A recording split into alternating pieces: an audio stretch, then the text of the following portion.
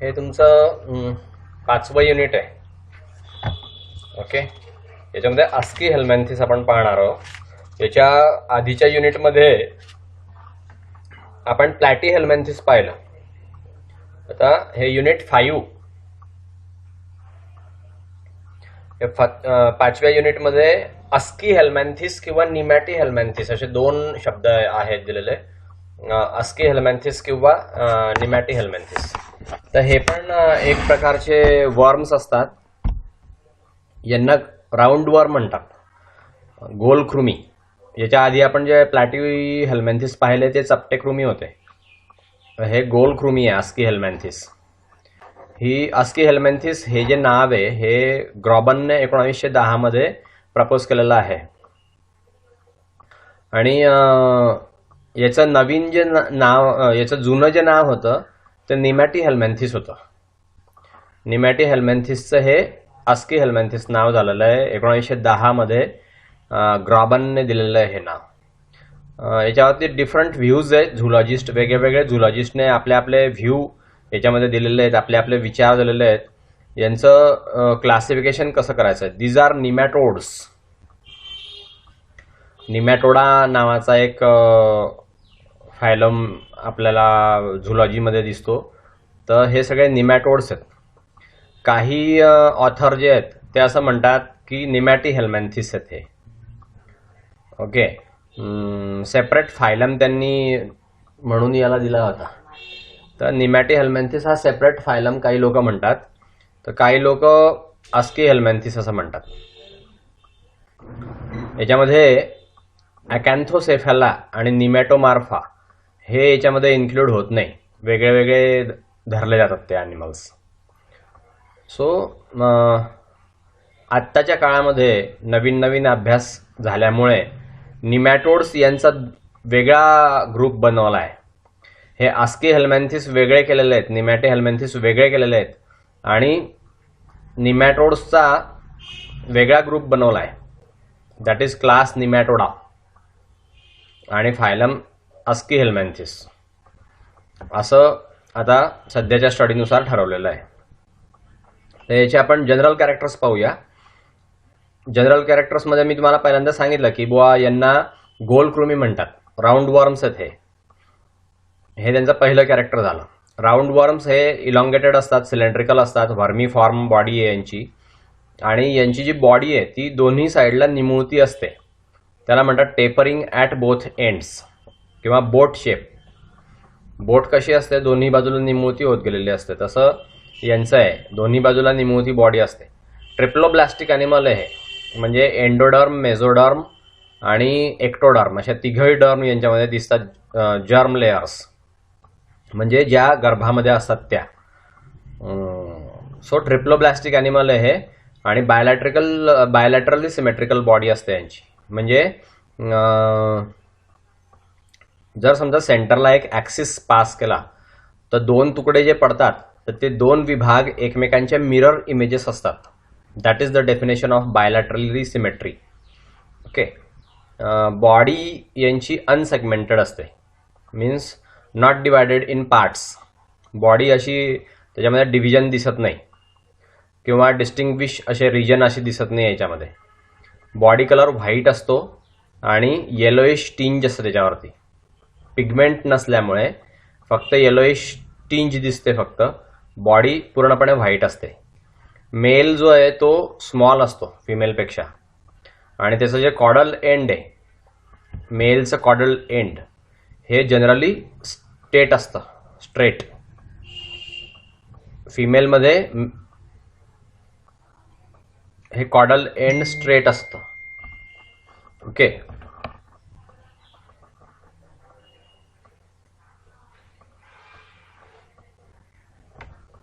So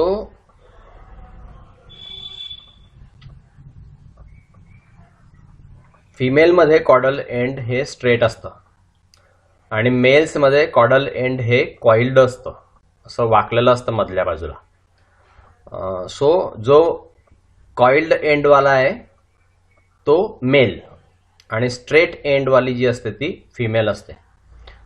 body वरती tough resistant cuticle असतं यांच्या अंगावरती. गोलकृमीच्या अंगावरती एकदम कडक असा रेझिस्टन्स असं क्युटिकल असतं.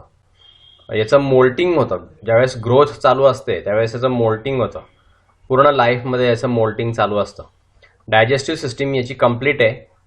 माउथ प्रेझेंट असतं अँटेरियर साईडला आणि ॲनस पोस्टेरियर साईडला प्रेझेंट असतं. रेस्पिरेटरी आणि सर्क्युलेटरी सिस्टीम मात्र यांच्यामध्ये नाही आहे, ॲब्सेंट आहे रेस्पिरेटरी आणि सर्क्युलेटरी सिस्टीम. नर्वस सिस्टीममध्ये ब्रेन असतो, सर्कमसेंट्रिक नर्व्ह रिंग आहे, अँटेरियर आणि पोस्टेरियरला नर्व्स गेलेले असतात. सेन्स ऑर्गन यांच्यामध्ये अतिशय पुअरली डेव्हलप्ड आहे. फक्त स्मॉल पॅपिली दिसतात किंवा ॲम्फिड्स दिसतात. एक्सक्रिटरी सिस्टीम जी आहे त्याच्यामध्ये ग्लँड्युलर ऑर्गन्स असतात, त्याला कॅनाल्स असं म्हणतात. प्रोटोनेफ्रेडिया त्याच्यावरती असतात आणि फ्लेम सेल्स या ॲब्सेंट असतात. याच्यामध्ये सेक्सेस सेपरेट आहेत. टेस्टिस आणि ओव्हरीज हे ट्युब्युलर आहे किंवा कॉइल्ड आहे.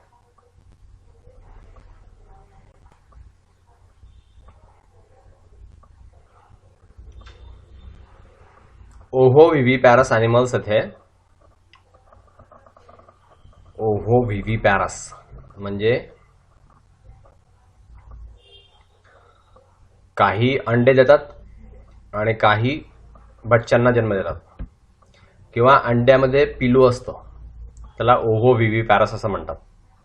ओव्हिपॅरस आणि व्हिव्हिपॅरस. ओव्हिपॅरस ॲनिमल म्हणजे अंडे देणारे ॲनिमल्स आणि व्हिव्हिपॅरस म्हणजे बच्चांना जन्म देणारे ॲनिमल्स. याचं लाईफ सायकल कॉम्प्लिकेटेड आहे. इंटरमिजिएट होस्ट शिवाय किंवा इंटरमिजिएट होस्ट असतो त्यांना काहीमध्ये. याच्या 4 लार्वल स्टेजेस आहे लाईफ हिस्ट्रीमध्ये. तिसरी लार्वल स्टेज याची इन्फेक्टिव्ह असते. नाव अस्की हेल्मेंथिसचं क्लासिफिकेशन. प्रेझेन्स आणि अब्सेन्स ऑफ फाजमिडवरती याचं क्लासिफिकेशन केलेलं आहे. चिटवूड नावाचा सायंटिस्ट होता 1933 मध्ये, 1933 मध्ये. त्याने निमॅटोड्स हे क्लासिफाय केले 2 क्लासेसमध्ये, अफास्मिडिया आणि फास्मिडिया. त्यातला पहिला क्लास आपण पाहू, फास्मिडिया. हे फास्मिड्स जे आहेत किंवा कॉडल सेन्सरी ऑर्गन्स याच्यामध्ये अब्सेंट असतात. पुअरली डेव्हलप्ड एक्सक्रिटरी सिस्टीम किंवा एक्सक्रिटरी सिस्टीम अब्सेंटच असते यांच्यामध्ये. मेसेंटेरियल टिश्यू याच्यामध्ये खूप चांगले डेव्हलप झालेले असतात आणि चिकटणाऱ्या ग्रंथी अधेसिव्ह ग्लँड्स कॉडल साईडला म्हणजे मागच्या बाजूला ह्या प्रेझेंट असतात. ॲम्फिड्स किंवा अँटेरियर सेन्स ऑर्गन्स जे हे व्हेरियस टाईप्सचे दिसून येतात.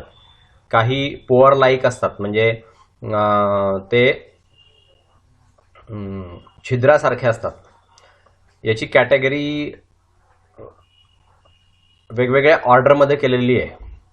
क्लास अफास्मिडा याच्यामधली पहिली ऑर्डर आहे अनोप्लॉइडिया. याच्यामध्ये अँटेरियर एंडवरती 6 लॅबियल पॅपिली असतात आणि 10 ते 12 सेन्सरी ब्रिसल्स असतात. क्युटिकल हे टिपिकली प्रेझेंट असतं, त्याच्यावरती ब्रिसल्स असतात. ॲम्फिड्स हे सिंथीफॉर्म असतात. हे ॲनिमल्स मुख्यत्वे समुद्रात सापडतात आणि फ्री लिव्हिंग असतात. याचं नाव आहे एनोप्लस किंवा मेटॉन्डीमस किंवा डायमस. नाव ऑर्डर सेकंड डॉरिलेमॉडिया. याचं अँटेरियर एंडला 6 ते 10 पॅपिली असतात. क्युटिकल हे स्मूथ असतं, त्याच्यावरती ब्रिसल्स नसतात. ॲम्फिड्स हे सिंथीफॉर्म आहेत. बकल कॅव्हिटी याच्यामध्ये प्रोट्रुसिबल स्पियर्स असतात बकल कॅव्हिटीचे. हे फ्रेश वॉटरमध्ये सापडतात आणि फ्री लिव्हिंगमध्ये सापडतात सॉईलमध्ये. याचं एक्झाम्पल आहे डॉरिलायमस किंवा टायलँकॉलायमस. नाव ऑर्डर 3 मर्मिटॉइडिया. हे लार्ज साइज्ड ॲनिमल्स आहेत. याच्यामध्ये 16 लॅबियल पॅपिली आहे. अँटेरियर एंडला या लॅबियल पॅपिली असतात. याच्यामध्ये सेन्सरी ब्रिसल्स सापडत नाही आणि क्युटिकल यांचं स्मूथ असतं. ॲम्फिड्स हे सिंथी फॉर्म असतात किंवा ॲब्सेंट असतात. इसोफेगस यांची लॉंग असते, त्याच्यामध्ये ब्लाइंड इंटेस्टाईन असते, म्हणजे इंटेस्टाईन ही मागच्या बाजूला तिला काही पोअर नसतं कुठलंही. लार्वल फॉर्म्स याचे पॅरासायटिक आहेत इन्व्हर्टिब्रेट्समध्ये आणि अडल्ट्स जे आहेत ते फ्री लिव्हिंग आहेत. इन्व्हर्टिब्रेटमध्ये हे लार्व्हा पॅरासायटिक असतात आणि अडल्ट मात्र फ्री लिव्हिंग लाईफ जगतात. याचं एक्झाम्पल आहे मर्मिस किंवा अगामर्मिस. ही झाली तिसरी ऑर्डर. आता ऑर्डर 4 क्रोमोडोरॉइडिया. हे स्मॉल साइज्ड ॲनिमल्स आहेत. याच्यामध्ये स्मॉल क्युटिकल असतं किंवा रिंग्ड असतं. ते याच्यावरती हेवी ब्रिसल्स असतात. ॲम्फिड्स जे आहेत ते स्पायरल्स असतात, स्पायरल. टीथ प्रेझेंट असतात त्याच्यामध्ये, बकल कॅव्हिटीमध्ये आणि फॅरिंग्समध्ये टीथ प्रेझेंट असतात. पोस्टेरियर बल्ब असतो त्याच्यामध्ये. मोस्टली मरीन ॲनिमल्स आहेत हे आणि काही फ्री लिव्हिंग ॲनिमल्स आहेत. याच्यामध्ये हॅलिको ॲनोलायमस हा एक्झाम्पल आहे. क्रोमोडोरोडियामध्ये हॅलिको ॲनोलायमस हा ॲनिमल सापडतो. नाव ऑर्डर 5 मोनोहिस्ट्रॉडिया. हे स्मॉल साईजचे ॲनिमल्स असतात. ॲम्फिड्स त्यांचे सर्क्युलर असतात. क्युटिकल हे स्मूथ असतं, स्लाइटली रिंग्ड असतात ब्रिसल्सने, म्हणजे त्याच्यावरती केस असतात, छोटे छोटे केस असतात. अँटेरियर एंड याच्यामध्ये 4 ते 8 किंवा मेनी सेन्सरी ब्रिसल्स असतात. हे फ्री लिव्हिंग ॲनिमल आहे. मोस्टली मरीन असतात, काही फ्रेश वॉटरमध्ये राहतात आणि काही टेरेस्ट्रियल आहे. मोनोहिस्ट्रा आणि प्लेक्टस असं यांचं एक्झाम्पल आहे. ऑर्डर 6 डेस्मोस्कोलेकॉइडिया. हे स्मॉल साईजचे असतात. ॲम्फिड्स हे क्रिसेंट आहे किंवा पंप शेप आहे. हेविली रिंग्ड क्युटिकल आहे. अँटेरियर एंड जे याच्यामध्ये 4 सेन्सरी ब्रिसल्स असतात आणि हेड जे याचं आर्मर्ड असतं, म्हणजे त्याच्यावरती असं ढालीसारखा किंवा तलवारीसारखा भाग असतो. हे फक्त समुद्रात सापडतात आणि फ्री लिव्हिंग ॲनिमल्स आहेत हे. डेस्मोस्कोलेक्स किंवा इपिसिलोनेमा असे 2 ॲनिमल, डेस्मोस्कोलेक्स आणि इपिसिलोनेमा असे 2 ॲनिमल या डेस्मोस्कोलॉइडियामध्ये सापडतात. ऑर्डर 6वी ऑर्डर आहे ही. सो या 6 ऑर्डर पहिल्या क्लासमध्ये सापडतात. कोणता क्लास हा? अफास्मिडा. नाव क्लास 2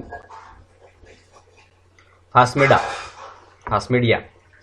हे फास्मिड्स हे प्रेझेंट असतात याच्यामध्ये. ॲम्फिड्स हे पोअर लाईक असतात. वेल डेव्हलप्ड एक्सक्रिटरी सिस्टीम असते याच्यामध्ये. मेसेंटेरियल टिश्यू जो आहे तो वीकली डेव्हलप्ड असतो. कॉडल किंवा अधेसिव्ह ग्लँड्स याच्यामध्ये सापडत नाही. याच्या 2 ऑर्डर पडतात फास्मिडियाच्या. पहिली ऑर्डर आहे ट्रायच्युरॉइडिया. हे अँटेरियरली फिलिफॉर्म बॉडी असते आणि माउथ जे आहे ते त्याला लिप्स नसतात. फॅरिंग्स हे स्लेंडर असतं. फिमेलमध्ये 1 ओव्हरी असते आणि मेलमध्ये 1 किंवा कोणतंच स्पिक्यूल नसतं. हे पॅरासायटिक असतात. व्हर्टेब्रेटवरती पॅरासायटिक असतात हे ट्रायच्युरॉइडियामधले ॲनिमल्स. याचं एक्झाम्पल आहे ट्रायच्युरिस आणि ट्रिचिनेला. नाव ऑर्डर 2. नाव ऑर्डर डिक्टोफायमॉइडिया. ही 2nd ऑर्डर आहे. याच्यामध्ये निमॅटी हेल्मेंथिस मधली ही ऑर्डर 2nd आहे. हे लार्ज वर्म्स असतात, मोठे मोठे वर्म्स आहेत. याच्यामध्ये माउथला लिप्स नसतात, विदाउट माउथ लिप्स. याच्यामध्ये 6, 12 ते 18 पॅपिली असतात. या डायोक्टोमायडिया ऑर्डरमध्ये 6, 12 किंवा 18 पॅपिली असतात. फॅरिंग्स यांचं लांब असतं, इलांगेटेड असतं आणि याला बल्ब नसतो, विदाउट बल्ब. फिमेल ला 1 ओव्हरी असते, फक्त 1 ओव्हरी असते फिमेलला. आणि मेल याच्यामध्ये एक स्पिक्यूल असतो किंवा मस्क्युलर बरसा असतो, बरसा. हे पॅरासायटिक आहेत. मॅमल्सवरती किंवा बर्ड्सवरती पॅरासाइट म्हणून सापडतात हे ॲनिमल. मॅमल्स म्हणजे सस्तन प्राणी आणि बर्ड्स म्हणजे पक्षी, ज्याला आपण एव्ज म्हणतो. झुलॉजीमध्ये पक्ष्यांना आपण क्लास एव्जमध्ये त्यांचं क्लासिफिकेशन केलेलं असतं. तर मॅमल्स आणि बर्ड्समध्ये हे पॅरासायटिक असतात. याचं एक्झाम्पल आहे डायोक्टोफायमा आणि हिस्ट्रिचिस. हे 2 ॲनिमल्स डायोक्टोफायमोडिया या ऑर्डरमध्ये सापडतात. नाव ऑर्डर 3, रॅब्डिटॉइडिया. या रॅब्डिटॉइडियामध्ये स्मॉल किंवा मॉडरेट साईजचे वर्म्स असतात. क्युटिकल यांचं स्मूथ असतं किंवा रिंगड असतं. याच्यामध्ये कॉप्युलेटरी स्पिक्युल्स असतात मेलमध्ये आणि त्याला गुबर्नॅक्युलम्स असतात. त्या कॉप्युलेटरी स्पिक्युलच्या बाजूला ग्युबर्नॅक्युलम असतं. सेन्सरी ब्रिसल्स त्यांचे पॅपिली सारखे दिसतात. त्याच्यावरती 2 रिंग असतात आणि 6 इनर रिंग असतात. 4, 6 ते 10 आउटर रिंग्स यांच्यामध्ये दिसतात ऑर्डर रॅब्डिटॉइडियाच्या ॲनिमल्समध्ये. हे ॲनिमल्स फ्री लिव्हिंग असतात, काही पॅरासायटिक असतात. ॲनिमलमध्ये आणि प्लांटमध्ये पॅरासायटिक. हे जे ॲनिमल आहे हे प्लांटला सुद्धा होस्ट बनवतात आणि प्लांटवरती जगतात. प्लांटमध्ये सुद्धा पॅरासाइट सापडतात हे. सो याचं एक्झाम्पल आहे रॅब्डिटिस आणि हेट्रोडेरा. हेट्रोडेरा आणि रॅब्डिटिस हे 2 ॲनिमल्स ह्या ऑर्डरमध्ये सापडतात. नाव ऑर्डर 4, रॅब्डिडायोसॉइडिया. हे मीडियम साइज्ड ॲनिमल्स आहेत. याच्यामध्ये स्मूथ असं क्युटिकल असतं. क्युटिकल हे कायटिनने बनलेलं असतं. कायटिन एक केमिकल आहे, नॉन लिव्हिंग मटेरियल आहे क्युटिकल म्हणजे. हे क्युटिकलने त्यांची बॉडी कव्हर्ड असते पूर्णपणे. याच्यामध्ये फॅरेंजियल बल्ब नसतो. या ॲनिमल्समध्ये फॅरेंजियल बल्ब सापडत नाही. पॅरासायटिक स्टेज असते यांची, व्हर्टेब्रेट्समध्ये ते सापडतात. हे हर्माफ्रोडाईट असतात किंवा पार्थेनोजेनेटिक असतात. हर्माफ्रोडाईट ॲनिमल म्हणजे काय, तर मेल आणि फिमेल सेक्स ऑर्गन एकाच ॲनिमलमध्ये असतात. अशा ॲनिमलला हर्माफ्रोडाईट असं म्हणतात. आणि पार्थेनोजेनेटिक जे असतात ते विदाउट सेक्शुअल इंटरकोर्सने डेव्हलप झालेले, पण ज्यांच्यामध्ये गॅमिट्स असतात असे हे ॲनिमल्स असतात. याचं एक्झाम्पल आहे रॅब्डियस आणि स्ट्रॉंगिलॉइड्स. नाव ऑर्डर 5, ऑक्झिओरॉइडिया. हे पिन शेप्ड ॲनिमल्स आहे. स्मॉल साईजचे वर्म्स आहेत. हे अतिशय स्मॉल साईजचे पिन शेप सारखे दिसतात. माउथ यांचं सराउंडेड असतं 3 ते 6 सिम्पल लिप्सने. यांच्यामध्ये पहिल्यांदा लिप्स आले आता. याच्या आधी आपण जेवढे ॲनिमल्स बघितले त्यांना लिप्स नाही आहे माउथला. ओके. नाव या ॲनिमलला माउथला लिप्स असतात 3 ते 6. फॅरिंग्स यांचं व्हॉल्व्युलर पोस्टेरियल बल्ब्समध्ये आपल्याला सापडतं. फॅरिंग्स हा बकल कॅव्हिटीच्या मागचा भाग आहे. डायजेस्टिव्ह सिस्टीमचा पार्ट आहे फॅरिंग्स. नाव फिमेल ही लॉंग असते, पॉइंटेड टेल असते फिमेलला. हे पॅरासायटिक असतात व्हर्टेब्रेटमध्ये आणि इनव्हर्टेब्रेटमध्ये दोघांमध्ये पण. व्हर्टेब्रेटा आणि इनव्हर्टेब्रेटा दोघांमध्ये सुद्धा पॅरासायटिक हे सापडतात ऑक्झिओरॉइडियाचे ॲनिमल. याचं एक्झाम्पल आहे ऑक्झिओरियस आणि एंटरोबिस. हे 2 ॲनिमल या ऑर्डरमध्ये सापडतात. नाव ऑर्डर 6, ॲस्कॅरॉइडिया. याच्यामध्ये लार्ज साइज्ड वर्म्स असतात. आणि माउथ जी आहे that is surrounded by 3 lips. 3 lips याच्यामध्ये सापडतात तोंडावरती. फॅरिंग्स याचं विदाउट बल्ब असतं आणि मेल वरती व्हेंट्रली कॉइल्ड टेल असते. हे पॅरासायटिक असतात व्हर्टेब्रेट्समध्ये. याचं एक्झाम्पल आहे ॲस्कॅरिस आणि ॲस्कॅरिडिया. हा ॲस्कॅरिस फार प्रसिद्ध असा राऊंड वर्म आहे. ॲस्कॅरिस लिम्ब्रिकॉइडिसचं ह्युमन बिईंगला हेविली इन्फेक्शन होतं आणि तो ॲस्कॅरिस लिम्ब्रिकॉइड्स मुळे ॲस्कॅरियासिस नावाचा रोग होतो माणसांमध्ये. तो हा ॲस्कॅरिस जो आहे हा ॲस्कॅरिस ॲस्कॅरॉइडियामध्ये सापडतो, निमॅटीहेल्मिंथिस. Now order 7. ऑर्डर 7 मध्ये स्ट्रॉन्गिलॉइडिया हे या ऑर्डरचं नाव आहे. याच्यामध्ये माउथला लिप्स नसतात पण लीफ क्राउन्स प्रेझेंट असतात याच्यामध्ये. वेल डेव्हलप्ड बकल कॅप्स्यूल असते याच्यामध्ये. फॅरेंजियल बल्ब अब्सेंट असतो. मेलला एक्सपांडेड कॉप्युलेटरी बर्सा असतो. फिमेलला ओव्हिचेक्टर असतं. हे व्हर्टेब्रेट्स ॲनिमलमध्ये पॅरासायटिक असतात हे ॲनिमल. याचं एक्झाम्पल आहे नेकॅटॉर आणि अनसायक्लोस्टोमा. नाव ऑर्डर 8 स्पायरुरॉइडिया. याच्या माउथवरती 2 लॅटरल लिप्स असतात. फॅरिंग्सला बल्ब असतो. मस्क्युलर अँटेरियरली ग्लँड्युलर आणि पोस्टेरियर साईडला ग्लँड्युलर असतं फॅरिंग्स. अँटेरियर साईडला हे फॅरिंग्स मस्क्युलर असतं आणि पोस्टेरियर साईडला ग्लँड्युलर असतं. फॅरिंग्सला बल्ब असतो. याला कॅप्युलेटरी बर्सा नसतो. मेलला कॉप्युलेटरी बर्सा नसतो पण स्पायरली कॉइल्ड टेल असते. हे ॲनिमलमध्ये पॅरासाइट्स म्हणून सापडतात. याचं एक्झाम्पल आहे थेलाझिया आणि ग्नॅथोस्टोमा. Now order 9 ड्रॅक्युनिकुलॉइडिया.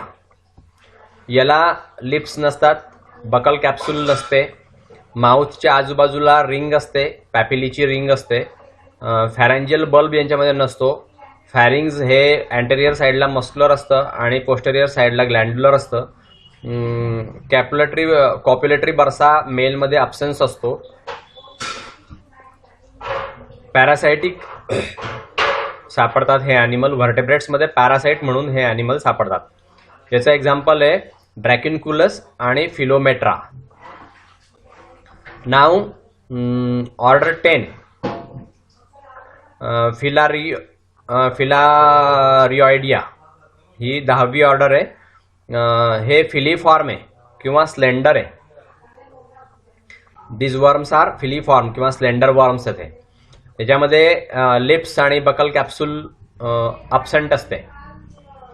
याच्यावरती 6 लॅबियल पॅपिली सापडतात. फॅरेंजियल बल्ब अब्सेंट असतो. मेल स्मॉल असतो आणि त्यातला टेल कॉइल्ड असते. लार्वल फॉर्म आहेत हे. मायक्रोफ्लॅरी याच्यामध्ये सापडते.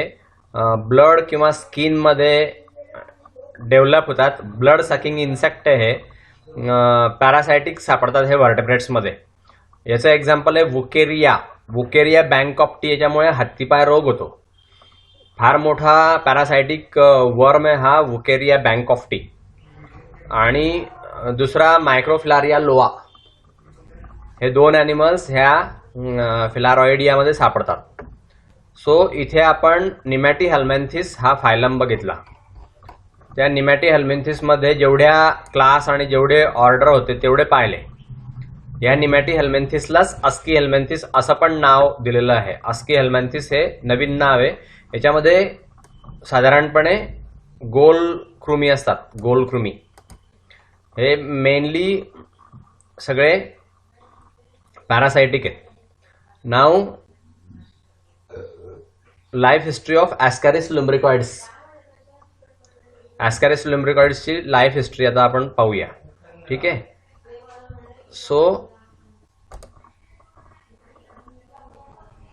Okay. So life history of Ascaris lumbricoides हे आपण आता पाहूया. याच्यामध्ये पहिल्यांदा सिस्टमॅटिक पोझिशन. तर त्यामध्ये किंगडम ॲनिमालिया म्हणजे ॲनिमल आहे. ओके. ॲनिमालिया किंगडमचा हा ॲनिमल आहे.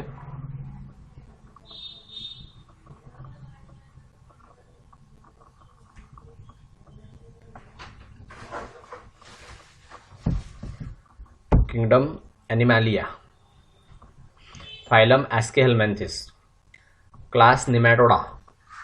Order Ascaridida. फॅमिली ॲस्कॅरिडी आणि जीनस ॲस्कॅरिस आणि स्पेसिस लिम्ब्रिकॉइड्स. मी तुम्हाला ॲस्कॅरिडिडा हा ऑर्डर शिकवताना मी तुम्हाला हा ॲस्कॅरिस एक्झाम्पल सांगितलं की हा प्रसिद्ध पॅरासाइट आहे. ॲस्कॅरियासिस रोग होतो याच्यामुळे माणसांमध्ये, तर तो प्रसिद्ध असल्यामुळे आपण इथे त्याची लाईफ हिस्ट्री शिकतोय. हे त्याचं आपण क्लासिफिकेशन बघितलं किंगडमपासून तर स्पेसिसपर्यंत. लिम्ब्रिकॉइड्स नावाची स्पेसिस सापडते. नाव हॅबिट आणि हॅबिटॅट पाहू आपण. ॲस्कॅरिस लिम्ब्रिकॉइड्स हा एंडोपॅरासायटिक आहे. एंडोपॅरासाइट आहे हा. कॉमनली याला राऊंडवर्म असं म्हणतात. हा स्मॉल इंटेस्टाईनमध्ये राहतो. पिग, कॅटल, चिकन आणि मॅन यांच्या स्मॉल इंटेस्टाईनमध्ये राहतो. पिग म्हणजे डुक्कर, कॅटल म्हणजे गाई म्हशी गुरं, चिकन म्हणजे कोंबडी आणि मॅन म्हणजे माणूस. यांच्यामध्ये तो स्मॉल इंटेस्टाईनमध्ये हा ॲस्कॅरिस राहतो. कॉस्मोपॉलिटन डिस्ट्रीब्युशन आहे याचं. लहान मुलांमध्ये जास्त सापडतो अडल्टपेक्षा. हा इंटेस्टाईनमधून स्टमकमध्ये मायग्रेट करतो काही वेळेस आणि माउथमधून किंवा नाकातून हा बाहेर पडतो. बापरे. माउथमधून किंवा नाकातून हा बाहेर पडतो. 1000 ते 5000 अडल्ट वर्म्स हे एका होस्टमध्ये राहू शकतात. याचं मोड ऑफ न्यूट्रिशन होलोझोइक आहे, म्हणजे तो पूर्णपणे आपल्या होस्टवरती अवलंबून असतो. पार्टली डायजेस्टेड फूडवरती तो आपली गुजराण करतो. फॅरिंग्सच्या सकिंग ॲक्शनमुळे तो अन्न आतमध्ये ओढतो. त्याच्यामध्ये अँटी एन्झाईम्स तयार होतात. ते स्वतःला त्याला प्रोटेक्ट करतात. त्या होस्टचे जे एन्झाईम्स आहे त्याची जी पचनक्रिया आहे ती पचनक्रियेचा याच्यावरती काहीही परिणाम होत नाही. लाईफ सायकल जे ॲस्कॅरिसचं हे मोनोजेनेटिक आहे, म्हणजे फक्त एकच होस्ट त्याला लागतो लाईफ सायकल कंप्लीट करायला. इंटरमिजिएट होस्ट त्याच्यामध्ये काहीही नसतो. या स्पेसिसचा कंटिन्युअन्स जो आहे हा मेंटेन केला जातो एका इंडिव्हिज्युअलमधून दुसऱ्या इंडिव्हिज्युअलमध्ये.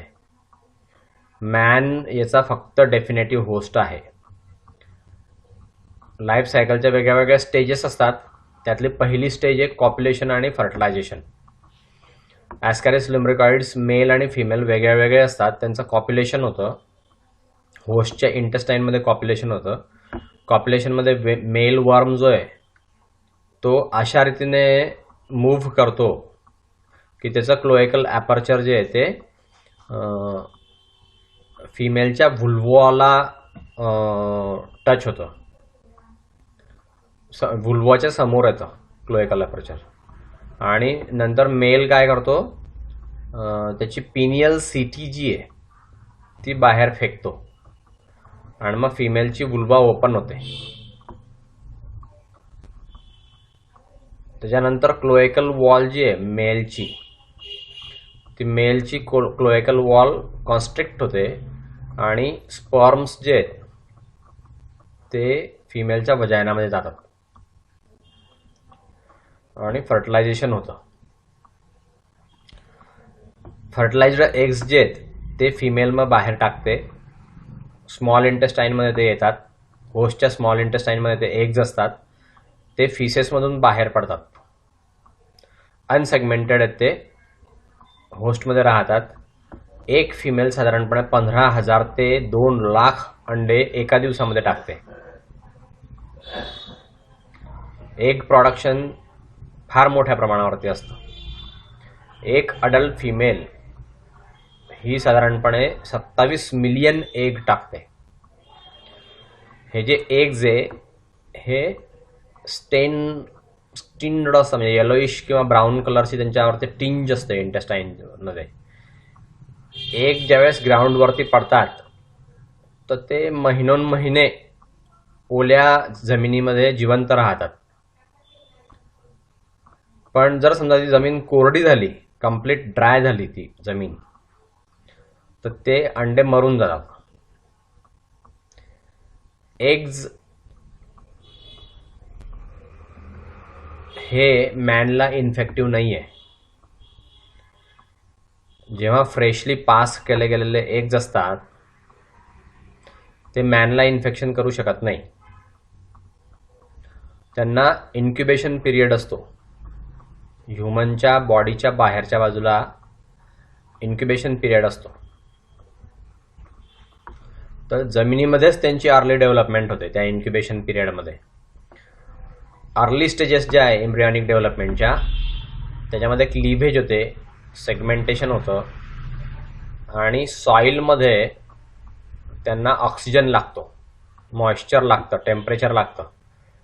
ह्युमन बिईंगपेक्षा कमी टेम्परेचर लागतं, मॉइश्चर आणि ऑक्सिजन लागतो. मोस्ट फेवरेबल टेम्परेचर त्यांचं 85 डिग्री फॅरनहाईट आहे. त्याचा पॅटर्न जो आहे क्लिव्हेजचा तो स्पायरल असतो आणि डिटर्मिनेट पॅटर्न असतो. फायनली याचा जो जुव्हेनाईल आहे तो साधारणपणे 10 ते 14 दिवस राहतो सेगमेंटेशनच्या आधी. हा जो जुव्हेनाईल आहे हा ॲलिमेंटरी कॅनलमध्ये राहतो. त्याला नर्व्ह रिंग असते, लॅटरल एक्सक्रिटरी सिस्टीम असते, ॲलिमेंटरी कॅनल पण त्याला असतो. या जुव्हेनाईलला ॲलिमेंटरी कॅनल पण असतो. हा जो जुव्हेनाईल आहे हा रॅब्डिटिस सारखा दिसतो. म्हणजे रॅब्डिटिस नावाचा एक जमिनीमध्ये सापडणारा निमॅटोड आहे, त्याच्यासारखा हा जुव्हेनाईल दिसतो. तर म्हणून याला रॅब्डिफॉर्म लार्व्हा असं नाव दिलेलं आहे. रॅब्डिटिरॉइड असं म्हणतात.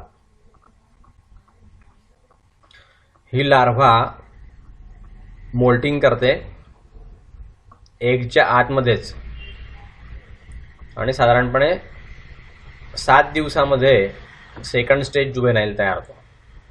हा सेकंड स्टेज रॅब्डिटॉइड तयार झाला तर ती होस्टला इन्फेक्शन करू शकते. फेवरेबल कंडिशन ज्यावेळेस त्याला ऑक्सिजन भरपूर प्रमाणात मिळतो, मॉइश्चर, टेम्परेचर मिळतं, तर हे जे ॲस्कॅरिसचे एग्ज आहे ज्यांच्यामध्ये इन्फेक्टिव्ह जुव्हेनाईल असतो तो साधारणपणे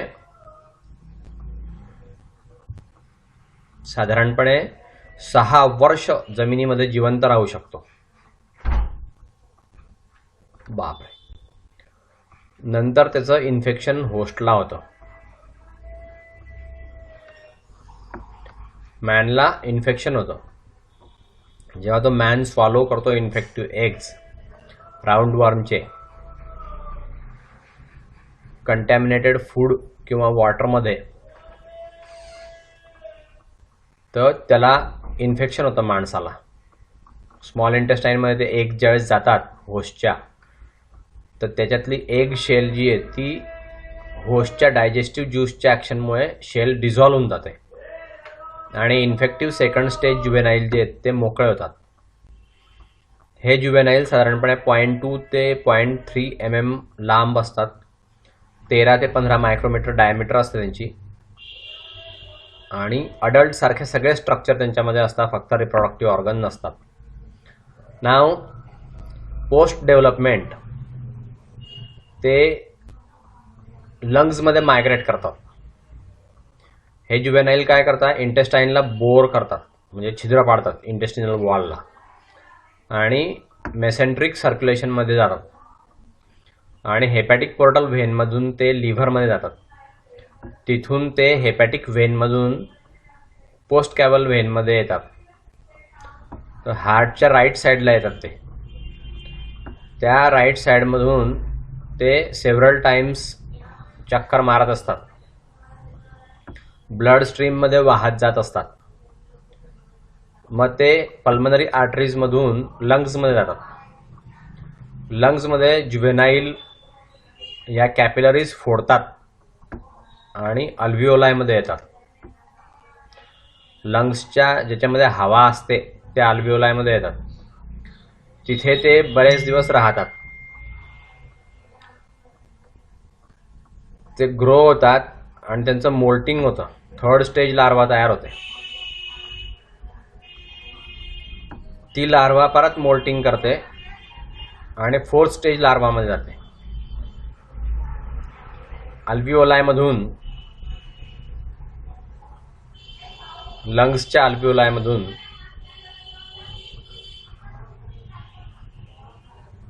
ही 4th stage juvenile larva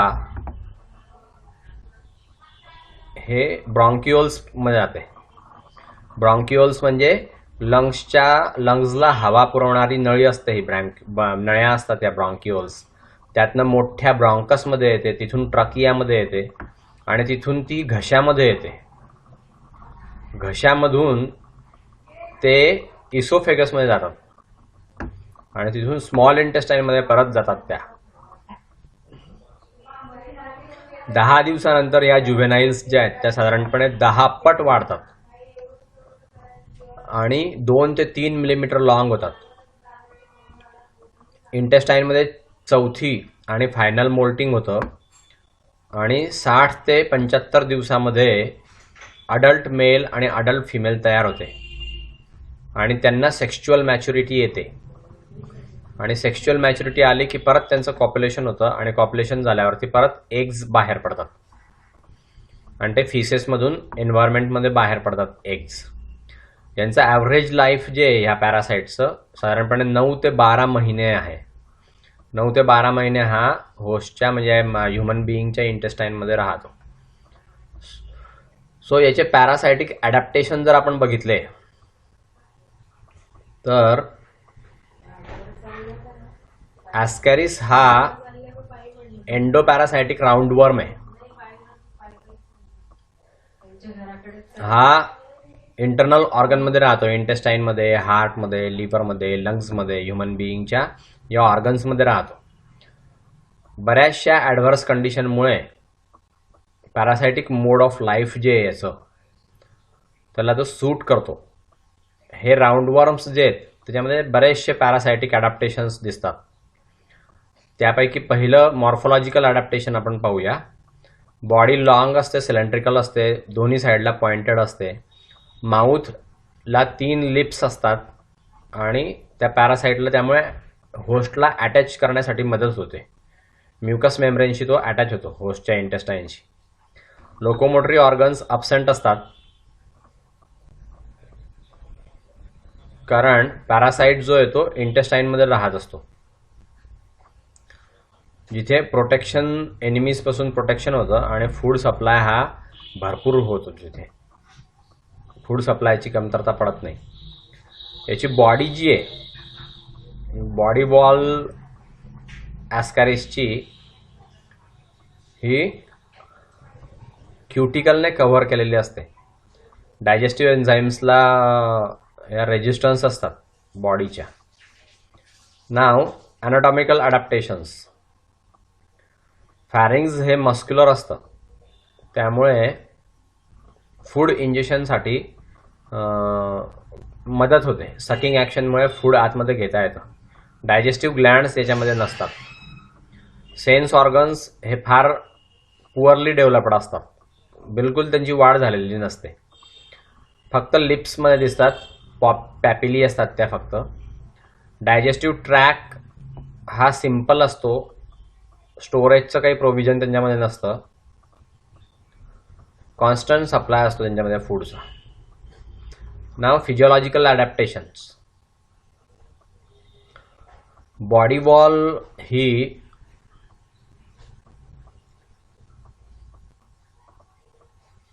tough, thick आणि रेजिस्टन्स क्युटिकलने बनलेली असते. शील्ड याचं जे आहे ते डायजेस्टिव्ह एन्झाईम्सशी एकदम मॅचिंग असतं. या होस्ट अँटीटॉक्सिनला ते तोंड देऊ शकतात. इंजेस्टेड फूड जे या पॅरासाईटचं ते प्री डायजेस्टेड असतं. म्हणजे आधीच माणसाच्या पोटामध्ये त्याचं डायजेशन झालेलं असतं. त्यामुळे ह्या ॲस्कॅरिसमध्ये असे काही इलॅबोरेट डायजेस्टिव्ह ग्लँड नाही आहे. डायजेस्टिव्ह ग्लँड त्यांच्यामध्ये काही प्रेझेंट नसतात. रेस्पिरेशन हे अनॲरोबिक रेस्पिरेशन आहे पूर्णपणे. एक्स्ट्रीमली लो मेटाबॉलिक रेट आहे यांचा. अनॲरोबिक रेस्पिरेशन होतं, त्यामुळे वर्म जो आहे तो होस्टच्या इंटेस्टाईनमध्ये जगतो. तिथे फ्री ऑक्सिजन त्याला अतिशय निग्लिजिबल असतो. रिप्रोडक्टिव्ह सिस्टीम जी आहे ॲस्कॅरिसची ही मात्र चांगली डेव्हलप झालेली आहे. बरेचसे अंडे तो देतो आणि राईट होस्टला बरोबर तो पोचतो. हे एग्स जे आहेत त्याच्यावरती रेजिस्टन्स कव्हरिंग असतं, कायटिनस शेल असते, त्यामुळे त्यांना सेफ्टी मिळते, झायगोटला सेफ्टी मिळते. एम्ब्रियोनेटेड एग्स जे असतात त्या अनफेवरेबल एन्व्हायरमेंटल फॅक्टरपासून त्यांचा बचाव होतो त्या एगच्या शेलमुळे. मायन्यूट साईज आणि रेजिस्टन्स नेचर जे आहे याचं एग्सचं ते प्रोलॉंग्ड ड्रायनेसमध्ये त्याची मदत करतात आणि कोल्डमध्ये सुद्धा त्याची मदत करतात. मायन्यूट साईजचे एग्स जे आहेत ते फार आणि वाईड डिस्पर्सल त्यांच्यामध्ये दिसतं, पॅरासायटिक. ते मायन्यूट एग असल्यामुळे भरपूर वेगळ्या वेगळ्या ठिकाणी ते पसरतात आणि वेगवेगळ्या लोकांना त्याचं इन्फेक्शन होतं. सो अशा रीतीने आपण हे युनिट 5 बघितलं. 6वं युनिट तुमचं आहे ॲनिलिडाचं. हे 6वं युनिट आपण नेक्स्ट लेक्चरला घेऊया. आता इथे थांबूया, ठीक आहे. 5 युनिट आपले पूर्ण झाले. 6वं युनिट ॲनिलिडाचं आपण नेक्स्ट लेक्चरला घेऊया. ओके.